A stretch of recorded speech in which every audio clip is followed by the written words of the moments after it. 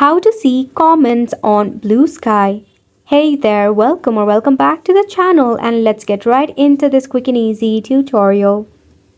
To see the comment on the Bluesky, you need to check out your Bluesky application first and foremost.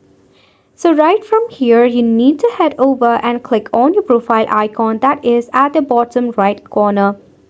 So over here, you will see every post that you have posted as well as any comment that you have got in your post. You can check out in the replies tab. Here you will find every comment that you have got on your Bluesky social app. If you wish to check out someone else's comment, you can tap on the comment icon first. Then you need to drop a comment first and foremost and click on the reply button. After you have successfully posted a reply, then you can tap on the profile icon of the person.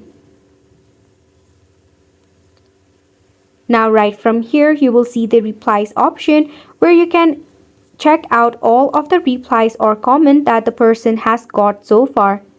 So this is one of the quickest and easiest way to do so. Hopefully this video was helpful to you, and thank you so much for tuning in. We'll see you very soon.